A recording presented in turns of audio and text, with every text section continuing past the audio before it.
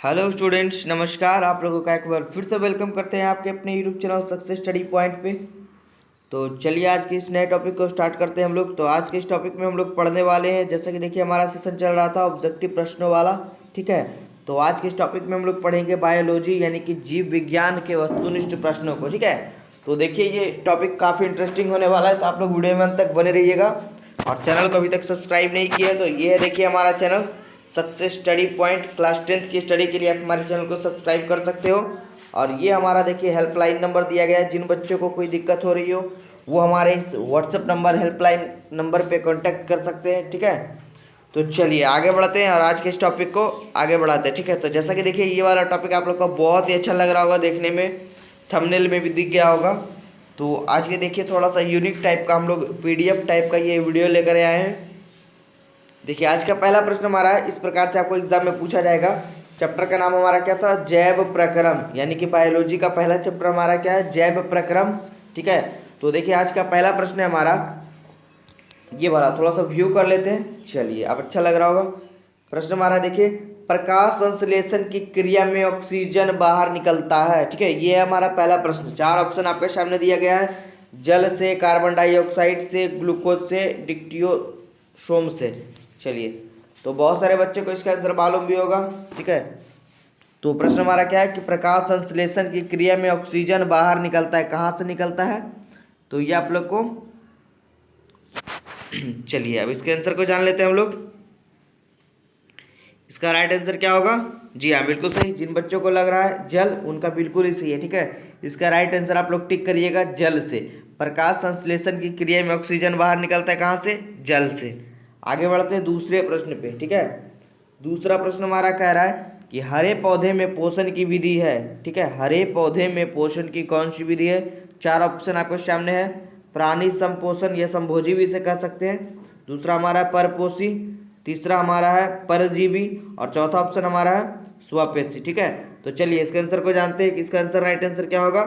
जी हाँ, बिल्कुल सही। जिन बच्चों को ये लग रहा है उनका बिल्कुल ही सही है, ऑप्शन नंबर डी हमारा बिल्कुल सही होगा, स्वपोषी। स्वपोषी का कहने का अर्थ हो गया देखिए स्वयं पोषी, मतलब स्वयं अपना भोजन बनाते हैं, ठीक है। जैसे कि हरे पेड़ पौधे प्रकाश संश्लेषण की प्रक्रिया करते हैं सूर्य के प्रकाश की उपस्थिति में, और अपना भोजन क्या करते हैं? स्वयं बनाते हैं। तो ये था इसका राइट आंसर। आगे बढ़ते हैं हम लोग तीसरे प्रश्न पे बात करते हैं। तो सारे बच्चे अंत तक बने रहेंगे, काफ़ी इंटरेस्टिंग वीडियो होने वाला है और काफ़ी अच्छे अच्छे प्रश्नों को हम इस वीडियो में कवर करेंगे, ठीक है। चलिए अगला प्रश्न हमारा इस प्रकार है, कह रहा है कि मनुष्य में प्रमुख उत्सर्जी अंग कौन सा है? आपको 4 ऑप्शन इस प्रकार दिए गया है, रक्त है, श्वेत ग्रंथि है, वृक्क है, अग्नाशय है, ठीक है। मनुष्य में प्रमुख उत्सर्जी अंग कौन सा है आपको बताना है। चलिए जान लेते हैं इसका राइट आंसर क्या होगा। Option number C. जी हाँ, जिनको लग रहा है ऑप्शन नंबर सी बिल्कुल सही है। मनुष्य में प्रमुख उत्सर्जी अंग क्या होता है? वृक्क होता है, ठीक है। चलिए आगे बढ़ते हैं क्वेश्चन नंबर 4 में। क्वेश्चन नंबर 4 हमारा कह रहा है देखिए, खुला परिसंचरण तंत्र किनमें पाया जाता है, ठीक है। खुला परिसंचरण तंत्र किसमें पाया जाता है? आपके सामने 4 ऑप्शन है देखिए, मनुष्य में, घोड़ों में, कॉकरोच में, स्त्री में। क्या होना चाहिए इसका राइट आंसर? चलिए बिल्कुल सही। जिनको लग रहा है सी नंबर, वो उनका आंसर बिल्कुल ही सही है, कॉकरोच में होता है। खुला परिसंचरण तंत्र किस में पाया जाता है? तो कॉकरोच में पाया जाता है, जिसे हम लोग तिलचट्टे के नाम से भी जानते हैं, ठीक है। आगे बढ़ते हैं, देखिए 5वां नंबर प्रश्न, ऑप्शन थोड़ा नीचे है। कुटपाद किस में पाया जाता है? ऑप्शन हमारे सामने इस प्रकार है देखिए 4 ऑप्शन, पैरामीशियम, यूग्लिना, अमीबा, या इनमें से कोई नहीं, ठीक है। क्या था प्रश्न हमारा? प्रश्न था कुटपाद किस में पाया जाता है, ठीक है। चलिए आप लोग को बताना है इसका आंसर क्या होगा। जी हाँ, जिन बच्चों को लग रहा है ऑप्शन सी उनका बिल्कुल सही, अमीबा में कुटपाद होता है। अमीबा अपना भोजन कुटपाद के द्वारा ग्रहण करता है, ठीक है। चलिए छठे प्रश्न पे बात करते हैं। छठा प्रश्न हमारा कह रहा है कि पौधों में जाइलम द्वारा पदार्थों का स्थानांतरण होता है। ऑप्शन आपके सामने इस प्रकार है देखिए, नीचे की ओर, ऊपर की ओर, ऊपर एवं नीचे दोनों ओर, या इनमें से कोई नहीं। क्या होगा इसका राइट आंसर? चलिए पौधों में जाइलम द्वारा पदार्थों का स्थानांतरण क्या होता है? राइट आंसर क्या होगा? ऊपर की ओर, ठीक है। राइट आंसर इसका हो जाएगा ऑप्शन नंबर बी। तो आप लोग टिक करिएगा इसका right answer, option number B, ऊपर की ओर होता है। आगे बढ़े। चलिए 7वें प्रश्न पे हम लोग बात करते हैं, इनमें से किसमें मैग्नीशियम पाया जाता है, ठीक है। इनमें से किसमें मैग्नीशियम पाया जाता है? क्वेश्चन नंबर 7 है। ऑप्शन हमारे सामने इस प्रकार है, क्लोरोफिल में, लाल रक्त कण में, या वर्णी लवक में, या श्वेत रक्त कणिकाओं में, या कण में। तो क्या होना चाहिए इसका आंसर, हम लोग जानते हैं। चलिए, जिन बच्चों को लग रहा है बिल्कुल ही सही है, इसका राइट आंसर होगा 7 का ए नंबर, यानी क्लोरोफिल में जो है क्या पाया जाता है? मैग्नीशियम पाया जाता है। आगे बढ़ते हैं अगले प्रश्न पे। अगला प्रश्न हमारा 8वां प्रश्न है। देखिए 8वां प्रश्न हमारा कह रहा है हरित लवक क्या है, किसमें पाए जाते हैं? ऑप्शन हमारा देखिए पर इस प्रकार है, खंभोतक कोशिका में, स्पंजी कोशिका में पाए जाते हैं, त्वचा कोशिका में पाए जाते हैं, या इनमें से कोई नहीं। तो चलिए इसका आंसर क्या होना चाहिए? चलिए इसका राइट आंसर क्या हो जाएगा? जी हाँ, जिनको लग रहा है ऑप्शन है उनका बिल्कुल ही सही है, खंभोतक कोशिका में पाए जाते हैं। हरित लवक किस में पाए जाते हैं? तो खंभोतक कोशिका में पाए जाते हैं। आगे बढ़ते हैं 9वें प्रश्न पे। देखिए इस वीडियो में आप लोग अंत तक बने रहिएगा, काफी अच्छे अच्छे प्रश्न भी आगे आने वाले हैं। 9वां प्रश्न हमारा कह रहा है ऑक्सीजन है, ठीक है, ऑक्सीजन क्या है? ऑप्शन हमारा इस प्रकार है, वसा है, एंजाइम है, हार्मोन है, कार्बन डाइऑक्साइड है। तो राइट आंसर क्या होगा इसका? चलिए जानते हैं, ऑक्सीजन जो क्या है? एक हार्मोन है, ठीक है। राइट आंसर इसका हो जाएगा 9 का सी नंबर। आगे बढ़ते हैं 10वें प्रश्न पे। 10वां प्रश्न हमारा कह रहा है, देखिए कि विभिन्न क्रियाओं के फलस्वरूप बने हानिकारक पदार्थों को शरीर से बाहर निकालने के यंत्र को क्या कहा जाता है? विभिन्न क्रियाओं के फलस्वरूप बने हानिकारक पदार्थों को शरीर से बाहर निकालने के यंत्र को क्या कहते हैं? ठीक है, आपके सामने 4 ऑप्शन इस प्रकार हैं, यंत्र या तंत्र भी यहाँ कह सकते हैं। तो इसका ऑप्शन हमारे सामने इस प्रकार है, पाचन तंत्र, तंत्रिका तंत्र, स्तर, या अपोहन, ठीक है। तो चलिए इसके आंसर को जानते हैं। इसका राइट आंसर क्या होना चाहिए, आप लोग बताइए। कोई बच्चे अगर जानते हैं तो हमें कमेंट बॉक्स में कमेंट करिए। चलिए इसका राइट आंसर क्या होगा? जी हाँ, जिन बच्चों को लग रहा है ऑप्शन डी उनका बिल्कुल ही सही है, विभिन्न क्रियाओं के फलस्वरूप बने हानिकारक पदार्थों को शरीर से बाहर निकालने के तंत्र को या यंत्र को अपोहन कहा जाता है, ठीक है। चलिए आगे बढ़ते हैं अगले प्रश्न पे।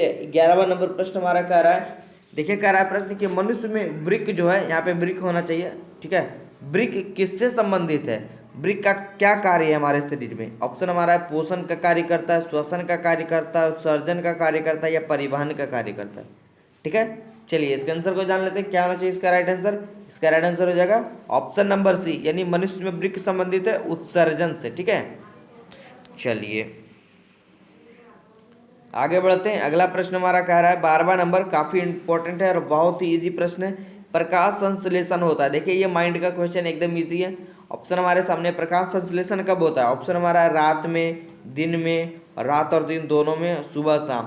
तो देखिए यहाँ सोचने वाली बात है कि प्रकाश संश्लेषण की प्रक्रिया के लिए क्या आवश्यक है? सबसे जरूरी है सूर्य का प्रकाश। तो सूर्य का प्रकाश कब होगा? और हमारा राइट आंसर क्या हो जाएगा? दिन में, ठीक है। तो हमारा right answer option number B हो जाएगा। क्लियर है? चलिए आगे बढ़ें। आगे बढ़ते हैं क्वेश्चन नंबर 13 पे। 13वां नंबर प्रश्न हमारा कह रहा है कि एक कृत्रिम वृक्क नाइट्रोजन अपशिष्ट उत्पादों को रुधिर से किस प्रक्रिया द्वारा निकालता है? ठीक है, ये हमारा आज का 13वां प्रश्न।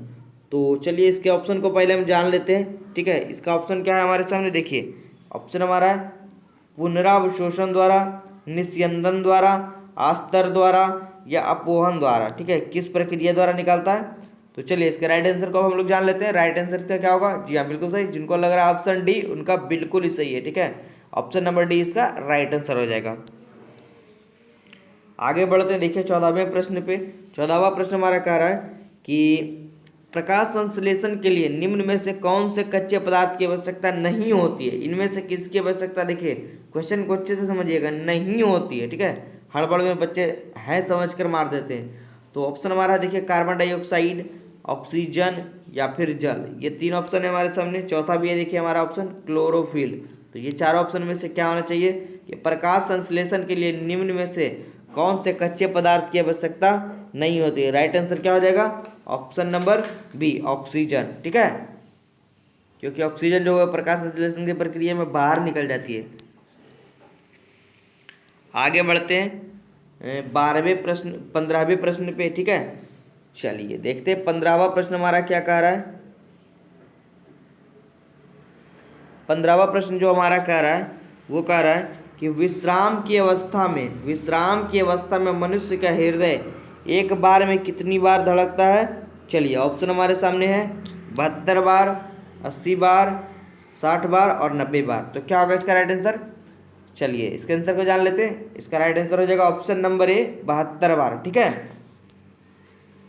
अभी कुछ और प्रश्न इस वीडियो में है तो अभी आप लोग अंत तक बने रहिएगा। 16वें प्रश्न पे बात करते हैं। 16वां प्रश्न हमारा कह रहा है कि वृक्क की क्रियात्मक इकाई निम्न में से कौन सी है, ठीक है। वृक्क की क्रियात्मक एवं रचनात्मक इकाई क्या कहलाती है, आपने चैप्टर में पढ़ा होगा। ऑप्शन हमारे सामने है कॉर्टेक्स, नेफ्रॉन, पेल्विस या मेडुला, ठीक है। क्या होगा राइट आंसर। वृक्क की क्रियात्मक इकाई निम्न में से क्या कहलाती है। राइट आंसर हमारा हो जाएगा ऑप्शन नंबर बी, नेफ्रॉन कहलाती है, ठीक है। चलिए आगे बढ़े, आगे बढ़ते हैं 17वें प्रश्न पे। 17वां हमारा कह रहा है क्लोरोफिल वर्णक का रंग है, ठीक है। क्लोरोफिल वर्णक का रंग कैसा होता है। ऑप्शन हमारे सामने हरा होता है, नीला होता है, लाल होता है, सफेद होता है, ठीक है। तो चलिए इसके आंसर को जान लेते हैं। इसका राइट आंसर क्या होना चाहिए। क्लोरोफिल वर्णक का रंग कैसा होता है। ऑप्शन नंबर ए हमारा क्या हो जाएगा राइट आंसर। क्लोरोफिल वर्णक का रंग होता है हरा, ठीक है। आगे बढ़ते हैं अगले प्रश्न पे।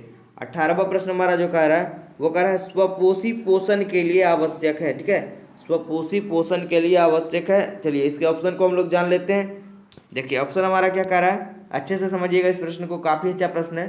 स्वपोषी पोषण के लिए आवश्यक है कार्बन डाइऑक्साइड, क्लोरोफिल, सूर्य का प्रकाश या डी नंबर ऑप्शन हमारा है सभी। तो देखिए बहुत सारे बच्चे ये भी जानते होंगे, ये भी जानते होंगे और ये भी जानते होंगे, लेकिन हमारा ऑप्शन डी जो है वो क्या है, सभी वाला भी है। तो हमें टिक क्या करना है कि स्वपोषी पोषण के लिए सब कुछ आवश्यक होता है, कार्बन डाइऑक्साइड भी, क्लोरोफिल भी, सूर्य का प्रकाश भी। राइट आंसर हमारा क्या हो जाएगा ऑप्शन नंबर डी। तो हमें इस क्वेश्चन में क्या टिक करना है, ऑप्शन नंबर डी, ठीक है।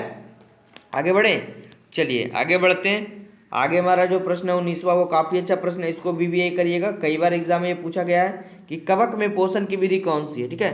कवक में पोषण की विधि का नाम बताना है और हमारे सामने ऑप्शन इस प्रकार है। ऑप्शन हमारा है स्वपोषी पोषण, मृतजीवी पोषण, ऑप्शन सी हमारा है संभोजी पोषण या डी इनमें से कोई नहीं। तो चलिए इसके राइट आंसर को जान लेते हैं। कवक में पोषण की विधि क्या है।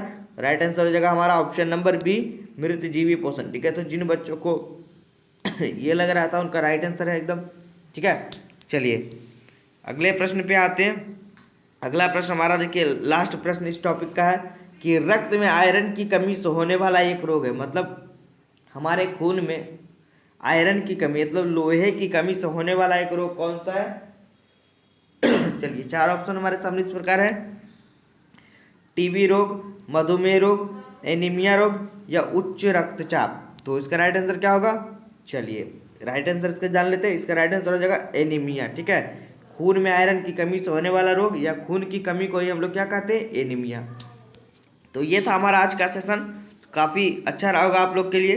तो ये देखिए हमारे चैनल का नाम अभी तक सब्सक्राइब नहीं किए तो सब्सक्राइब कर लीजिएगा। हेल्पलाइन नंबर दिया गया है, आप लोग को कोई दिक्कत हो तो यहाँ पे कांटेक्ट कर सकते हैं, ठीक है। तो thank you for watching this video.